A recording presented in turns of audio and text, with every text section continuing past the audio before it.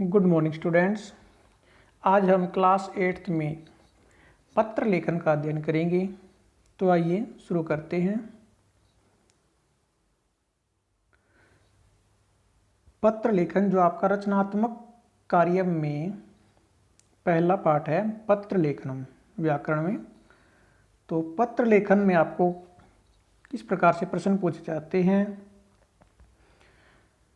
आपको एक पत्र दिया जाएगा, उस पत्र से संबंधित एक आपको मंजूषा दी जाएगी और पत्र में आपको रिक्त स्थान दिए जाएंगे।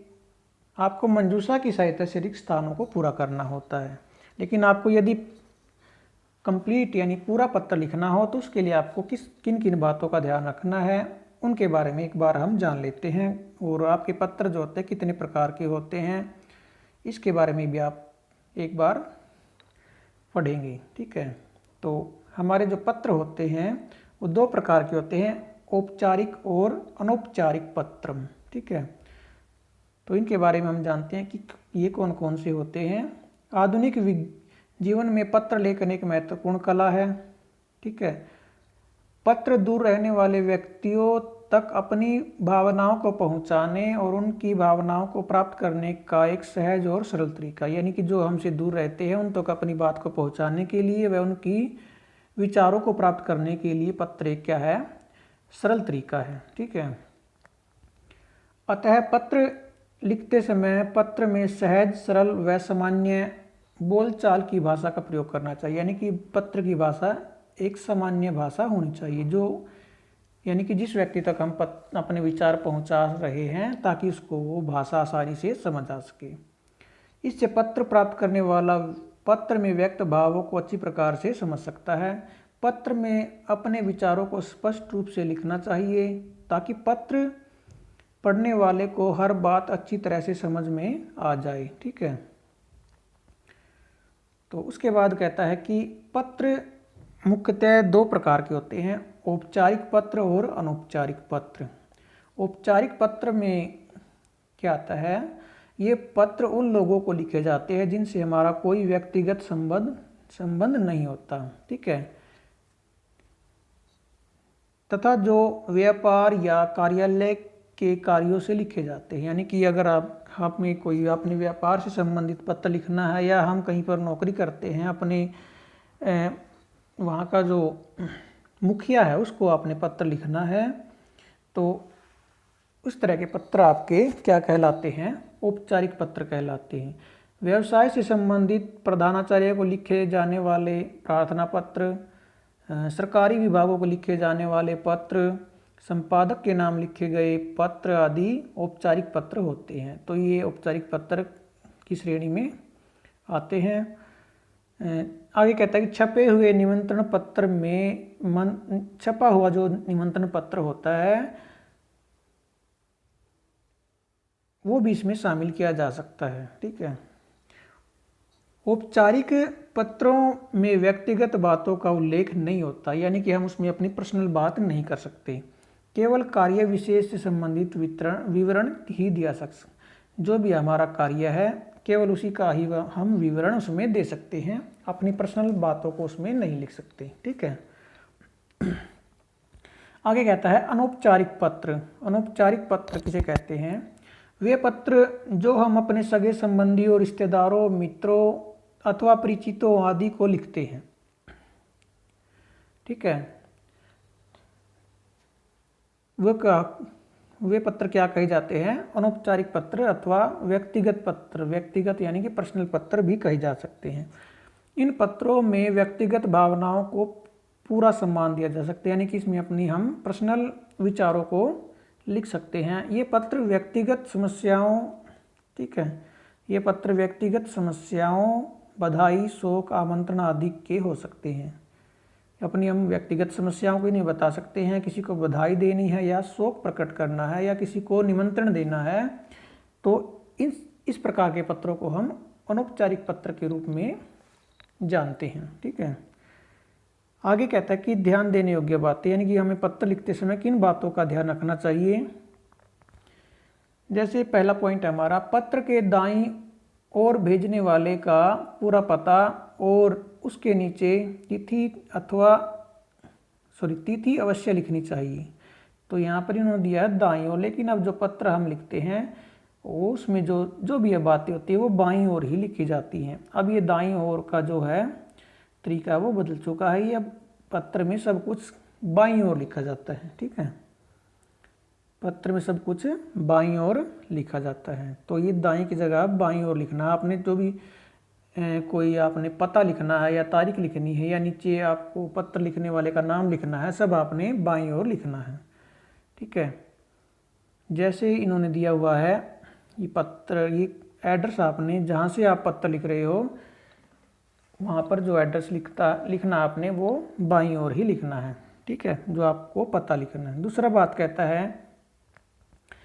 पता लिखते समय स्थान के नाम के साथ पंचमी विभक्ति, ठीक है, तस् प्रत्यय या तसिल प्रत्यय अथवा नपुंसक लिंग प्रथमा विभक्ति एक वचन का प्रयोग कर सकते हैं। जैसे हम दिल्ली से पत्र दिल्ली नगर से, जैसे दिल्ली में रामनगर से पत्र लिख रहे हैं तो हम लिखेंगे रामनगरात, रामनगरात। तो नगरात में आपकी आ जाएगी पंचमी विभक्ति, यानी कि हम पत्र जहाँ से लिख रहे हैं उसमें हम पंचमी विभक्ति का प्रयोग कर सकते हैं। इसके अलावा हम तस् प्रत्यय, तसिल प्रत्यय अथवा नपुंसक लिंग प्रथम विभक्ति एक वचन का प्रयोग भी कर सकते हैं। जैसे दिल्ली नगर के स्थान पर दिल्ली नगरात, ठीक है, यहाँ पर लिखा हुआ है दिल्ली नगरात, ये पंचमी आएगा। दिल्ली तह, ये भी पंचमी है। अम्बाला नगरात के स्थान पर अम्बाला नगरम, ठीक है, प्रथम विभक्ति एक वचन का प्रयोग यहाँ पर नपुंसकलिंग में बना दिया। और अम्बालात का प्रयोग भी कर सकते हैं, अम्बालात।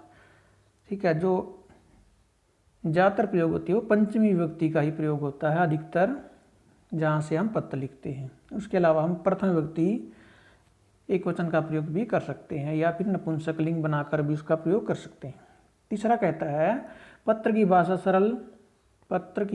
सरल तथा स्पष्ट होनी चाहिए। ये बात आपको पता है। पत्र में आवश्यक सभी बातें संक्षेप में लिखें, यानी कि ज़्यादा लंबी बातचीत नहीं लिख सकते हम पत्र में, जितना हो सके हमें संक्षेप में लिखना चाहिए। आगे प्रार्थना पत्र लिखते समय आरंभ में श्रीमान, श्रीमंत, मान्यवर, आदरणीय, माननीय, महोदय आदि शब्दों का प्रयोग करना चाहिए। ठीक है, और अंत में भवदीय, निवेदक, प्रार्थी, विनीत, भवदीय, शिष्य, भवदीय, आज्ञाकारी आदि आदर सूचक शब्दों का प्रयोग करना चाहिए। ठीक है, ये आपको पता ही है इन बातों के बारे में। आगे कहता है माता पिता, बड़े भाई, गुरुजनों को लिखे गए पत्रों के प्रारंभ में संबोधन के रूप में आदरम, नमस्कार, सादरम नमः, सादरम नमामि आदि शब्दों का प्रयोग करना चाहिए। और अंत में भवदीय पुत्र, भवदीय अनुज, भवदीय शिष्य, भवताम, आज्ञाकारी आदि शब्दों का प्रयोग भी करना चाहिए। ठीक है, आगे कहता है अपने मित्रों को अथवा अपने बराबर वालों को पत्र लिखते समय आरंभ में स स्नेहम नमस्कार है, स प्रेम नमस्कार है, स प्रेम नमस्ते आदि शब्दों का प्रयोग करना चाहिए। और अंत में भवदीय, भवदीय मित्रम, भवत्सका, भवताम सुहृद, सुहृद क्या होता है मित्र आदि लिखना चाहिए। ठीक है, आगे है अपने से छोटों को पत्र लिखते समय पत्र के प्रारंभ में आशीर्वाद, चिरंजीव, चिरंजीव क्या होता है जीते रहो या लंबी उम्र तक जियो, शुभ आशीर्वाद, शुभ आशीर्वाद आदि शब्दों का प्रयोग करना चाहिए। और अंत में तव शुभ चिंतक है, तव शुभाकांक्षी, शुभेच्छु आदि लिखना चाहिए। तो ये थी पत्र लिखने संबंधित हमारे कुछ नियम हैं। इनको इन्होंने यहाँ पर तालिका के रूप में भी दिया गया। इस तालिका को वो आप देख सकते हैं, जो यहाँ पर ऊपर नियम बताए गए हैं वही इसमें बताए गए हैं। ठीक है, उसके बाद आपको पत्र किस प्रकार से दिया जाएगा वो हम जान लेते हैं। अधोलिखित पत्राणि मंजूषात है, उचित पदानि विचित्य पूरयन्तु। यहाँ से आपको इस प्रकार से पत्र मिलेंगे। आपको एक मंजूषा दी जाएगी जैसे यहाँ पर दी गई है, और नीचे एक पत्र को रिक्त स्थान के रूप में दिया जाएगा जैसे कि आपको यहाँ पर दिखाई दे रहा है। बीच में आपको पत्र में 10 रिक्त स्थान दिए जाएंगे और मंजूषा में आपको 10 शब्द दिए जाएंगे। तो इन शब्दों की सहायता से आपने कौन सा शब्द कहाँ पर आएगा पत्र को पूरा करके लिखना होता है। ठीक है, तो आपको हेडिंग मिलेगी, जैसे आपको यहाँ पर प्रथम पत्र की हेडिंग भवान दिनेश है, इसमें कहता है कि भवान दिनेश, आप दिनेश हो, यानी कि आपका नाम दिनेश है, ये मानकर आपने पत्र लिखना है। भवतः भ्रातु विवाह स्वः भविष्यति, आपके भाई की शादी कल होगी, आपके भाई की शादी कल है। अतः दिन दिवस्य अवकाशाय प्रधानाचार्यं प्रति लिखितं प्रार्थना पत्रं मंजूषायां प्रदत्तैः शब्दैः सह पूरयत। आपके भाई की शादी कल है, इसलिए 2 दिन के अवकाश के लिए प्रधानाचार्य को लिखे गए पत्र को मंजूषा में दिए गए शब्दों से पूरा करें। ठीक है। और इसमें आपका नाम, इसमें उन्होंने क्या बताया, दिनेश नाम है आपका, आपने इसमें नाम अपना क्या लिखना है, दिनेश लिखना है। ठीक है। तो मंजूषा में आपको शब्द दिए गए हैं, स धन्यवादम, धन्यवाद के साथ, मान्यः मान्यवर, श्रीमंतः श्रीमान, गमिष्यति जाएगी या जाएगा, निवेदनम निवेदन, भविष्यति होगा या होगी। दिनेश है ये नाम है आपका, यह कहाँ पर आपको लिखना है वो आपको देखना है। भवताम आपका, अवकाशम अवकाश, भ्रातुः भाई का या भाई की। ठीक है। तो सबसे पहले आपका आएगा सेवायाम आ गया। सेवायाम के बाद यहाँ पर आपको क्या लिखना होता है, श्रीमंत, श्रीमंत प्रधानाचार्य महोदय। तो यहाँ पर आपका आ जाएगा श्रीमंत, ये वाला। श्रीमान भी हम लिख सकते हैं, श्रीमान या श्रीमंत है। ये यहाँ पर इन्होंने बहुवचन में दिया गया, जैसे श्रीमान के रूप चलते हैं आप, श्रीमान श्रीमंत श्रीमंत है, तो सम्मान के लिए उन्होंने बहुवचन लिख दिया है, तो यहाँ पर आ जाएगा आपका श्रीमंत है। ठीक है।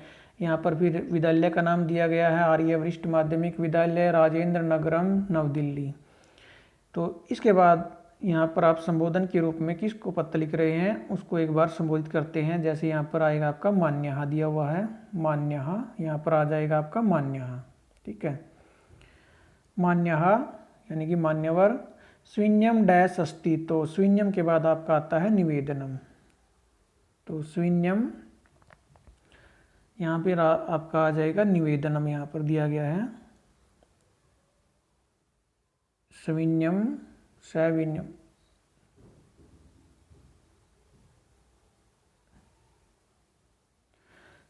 सविनयम निवेदनम, यहाँ पर आ जाएगा आपका निवेदनम तीसरे में। सविनयम निवेदनम अस्ति, सविनय निवेदन यह है, यत की मम डैश विवाह, मम मेरे, डैश का विवाह, मेरे क्या आ जाएगा इसमें, भ्रातुः, मेरे भाई का विवाह, स्वः कल है, यानी कि होगा, कल होगा, तो स्वः के साथ आएगा आपका लिट लकार आता है, ये आपको पता है।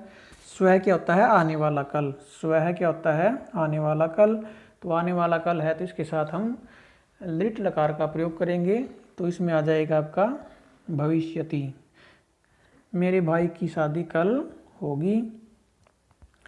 वर यात्रा दिल्ली नगरात, वर यात्रा क्या होती है, बारात, दिल्ली नगरात, दिल्ली नगर से, आगरा नगरम, आगरा नगर, यहाँ पर क्या आ जाएगा, गमिष्यति जाएगी, बारात जाती है ना, तो यहाँ पर आपका आ जाएगा गमिष्यति, ये कौन सा आपका 6th नंबर, और भविष्यति ये आपका था 5वें में आ जाएगा। ठीक है। तो और ये था आपका 4th में। ठीक है। तो वर यात्रा दिल्ली नगर से आगरा नगर जाएगी। अतः मह्यम दिन दिवस्य, इसलिए मुझे दिन दिवस्य 2 दिन का डैश दत्वा, क्या देकर, डैश मतलब अवकाशम दत्वा, तो इसमें आ जाएगा आपका अवकाशम दत्वा देकर, अनुगृहणन्तु अनुग्रहित करें, इसलिए मुझे 2 दिन का अवकाश देकर अनुग्रहित करें। और यहाँ पर आपका क्या आ जाएगा, बाद में हम क्या बोलते हैं, स धन्यवादम, धन्यवाद सहित। ठीक है। इसमें आ जाएगा आपका धन्यवाद, स धन्यवादम। ठीक है। और उसके बाद आपका नीचे दिया गया है अगले पेज पे, ये भी आपको पत्र में कहाँ लिखना है, ये भी आपको यहाँ पर इस साइड लिखना है सारा। ठीक है। तो इसमें आपका आता है डैश आज्ञाकारी शिष्य, तो यहाँ पर आ जाएगा आपका भवतः, जो भी आपको पत्र में भवतः दिया है या भवताम दिया है, मंजूषा में जैसे हम देख लेते हैं, यहाँ पर आपको दिया गया है भवताम, तो वहाँ पर आ जाएगा आपका भवताम आज्ञाकारी शिष्य। भवतः देगा तो आपने भवतः लिख देना है। और नीचे आपको क्या लिखते हैं, अपना यहाँ पर नाम लिखते हैं। लेकिन यहाँ पर आपने अपना नाम नहीं लिखना है, आपका नाम मंजूषा में दिया गया है क्या, दिनेश है, तो यहाँ पर आपने क्या लिखना है, दिनेश ही न अपना नाम लिखना है। ठीक है, तो यहाँ पर हमारा जो ये पत्र कंप्लीट हो जाता है, पत्र 1। तो इसी प्रकार आपने परीक्षा में पत्र करना है। ठीक है, एक बार आपने ये पत्र पूरा करके आपने अपनी नोटबुक में भी राइट करना है। नोटबुक में आपने मंजूषा नहीं लिखनी है, सिर्फ हेडिंग लिखनी है और इस पत्र को पूरा लिखना है। ठीक है, दूसरा आपका पत्र है,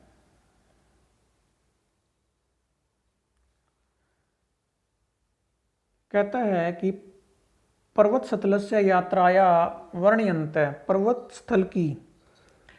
स्थल की यात्रा का वर्णन करते हुए पितरम प्रति लिखिते पत्रे, पिता को लिखे गए पत्र में मंजूषायाम प्रदत्तै शब्दै सह रिक्तस्थानानि पूरयित्वा लिखत, मंजूषा में दिए गए शब्दों की सहायता से रिक्त स्थानों को पूरा करें। तो हमें यहाँ पर भी इसी प्रकार से शब्द दिए गए हैं। ये आपके आशीर्वादई, आशीर्वाद से, श्राविष्यामि बताऊंगा या सुनाऊंगा, अवश्यम जरूर, दृष्टवा देखकर, सथले स्थान पर, नगरम नगर, हिमपात है, हिमपात होता है बर्फ गिरना, जो बर्फ गिरती है, और पितृचरणेषु पिता के चरणों में, प्रणामः प्रणाम, आनंद है आनंद। तो इन शब्दों की सहायता से आपने पत्र को पूरा करना है। ठीक है, जब आप कॉपी में इस पत्र को लिखोगे तो इस एड्रेस को आपने यहाँ पर लिखना है, इस साइड में बाईं तरफ। ठीक है, आगे कहता है कि आदरणीयेषु, आदरणीयेषु, आदरणीय यहाँ पर आपका आ जाएगा पितृचरणेषु, आदरणीयेषु पितृचरणेषु, इसमें आ जाएगा आपका सादरम प्रणामः, इसके बाद आपका आ जाएगा प्रणामः, सादरम प्रणामः, अत्र कुशलम तत्रास्तु, इसका अर्थ होता है कि यहाँ सब कुशल है, वहाँ भी सब कुशल हो। अत्र कुशलम तत्रास्तु, यहाँ सब ठीक ठाक है, वहाँ भी सब ठीक ठाक हो, यानी कि सब अच्छे से होंगे। आगे है भवतः डैश हय वयम शिमला नगरात् सकुशलम समागतः, भवतः आपके, यहाँ पर आ जाएगा आपका आशीर्वादई, आशीर्वाद से, हय है कल, वयम हम, शिमला नगरात् सकुशलम समागतः, शिमला नगर से कुशल पूर्वक आ गए हैं। आपके आशीर्वाद से हम कल शिमला से कुशल पूर्वक आ गए हैं। हिमालस्य उपत्यकासु, हिमालस्य उपत्यकासु निमितम, निर्मितम होता है, निर्मितम इदम, ठीक है, यहाँ पर र लगा लेना अपन, मी के ऊपर र, हिमालस्य उपत्यकासु निर्मितम इदम डैश तु अतीव रमणीयम, हिमालय की उपत्यकासु क्या होता है, पहाड़ियों में, निर्मितम बना, इदम यह, डैश, डैश में क्या आ जाएगा आपका, नगरम, यह नगर, हिमालय की पहाड़ियों में बना यह नगर, तो अतीव रमणीयम, तो बहुत सुंदर है, तो इसमें आ जाएगा फोर्थ में नगरम, यह नगर तो बहुत सुंदर है। यदा वयम कुफरी इति स्थले आसम, जब हम कुफरी इस स्थान पर थे, यानी कुफरी एक जगह का नाम है, जब हम कुफरी नामक स्थान पर थे, तदा तू, तब तो डैश अपि अभवत, तब तो डैश भी हुई, तो क्या हुई थी, हिमपात है, तो तब तो हिमपात भी हुआ था। ठीक है, तो फिफ्थ में आपका आ जाएगा हिमपात, जब हम कुफरी नामक स्थान पर थे तो तब तो हिमपात भी हुआ था। ठीक है, यानी कि बर्फ भी गिर रही थी। आगे है पर्वतीय स्थलस्य प्रथम यात्रायाम एव मया हिमपातस्य डैश अनुभूत है, पर्वतीय स्थलों की पहली यात्रा में ही मैंने हिमपात का डैश अनुभव किया, तो क्या अनुभव किया, हिमपात का आनंद है, आनंद, तो सिक्स्थ में आ जाएगा आपका आनंद है, हिमपात का आनंद अनुभव किया। माल रोड नामनी डैश ब्रह्मणस्य आनंद तो अप्रतिम है, माल रोड नाम के माल रोड नाम के डैश ब्रह्मण्य, तो माल रोड नाम के सथले, यहाँ पर आ जाएगा आपका सथले स्थान पर ब्रह्मण्य आनंद तो अप्रतिम है, घूमने का आनंद तो बहुत ही अद्वितीय है। तो माल रोड नाम के स्थान पर, तो सथले में आ जाएगा आपका 7th में सथले। तो माल रोड ना एक जगह का नाम है स्थान का, तो वहाँ पर कहता है कि माल रोड नाम के स्थान पर घूमने का आनंद तो बहुत ही अद्भुत है। परमस्य अनुभूति तो स्वयं, परंतु इसकी अनुभूति तो स्वयं डैश एव भविष्यति, लेकिन इसका अनुभव तो स्वयं डैश से ही होगा। स्वयं यानी कि, तो इसमें आ जाएगा आपका दृष्टवा, स्वयं देखकर ही होगा, लेकिन इसका अनुभव तो स्वयं देखकर ही होगा। अतः भवानपि मात्रा सह पर्वतीय स्थल से यात्रा, इसलिए आप भी माता के साथ पर्वतीय स्थल की यात्रा के लिए डैश गच्छतु, अवश्य ही गच्छतु जाए। तो यहाँ पर आ जाएगा आपका अवश्यम, ठीक है, यहाँ पर आपका आ जाएगा अवश्यम, इसलिए आप भी माता के साथ पर्वतीय स्थल की यात्रा के लिए अवश्य जाएं, ठीक है। उसके बाद है आपका कहता है विस्तरेण तो गृहम आगत्य एव डैश, विस्तार से तो घर आकर ही, डैश में क्या जाएगा आपका श्राविष्यामि, बताऊंगा। तो विस्तार से तो मैं घर आकर ही बताऊंगा। तो यहाँ पर आपका हो जाएगा उत्तर पूरा। आगे इसका मातृ चरणेषु मम प्रणाम, माता के चरणों में मेरा प्रणाम। और उसके बाद जो नीचे आपका ये भवताम पुत्र है, आपका पुत्र सुरेश है, इसको भी आपने कहाँ लिखना है, यहाँ पर लिखना है नोटबुक में, ठीक है, आपका पुत्र सुरेश। तो इस प्रकार आपके यहाँ पर 2 पत्र यहाँ पर कंप्लीट हो गए हैं। इन दोनों पत्रों का आपने क्या करना है, दोनों पत्रों को आपने कॉपी में राइट करना है, वह इन दोनों पत्रों को लर्न भी करना है, ठीक है। इसी प्रकार से आपसे परीक्षा में पूछे जाएंगे, तो इनको आपने एक बार लर्न कर लेना है ताकि आप आसानी से परीक्षा में इनको रिक्त स्थानों को फिल कर सको, ठीक है। तो आज के वीडियो में हम इन दोनों पत्रों का ये अध्ययन करेंगे, बाकी जो अगले पत्र है उसको हम नेक्स्ट मंथ में ही अध्ययन करेंगे। तो आज के लिए सिर्फ इतना ही, धन्यवाद।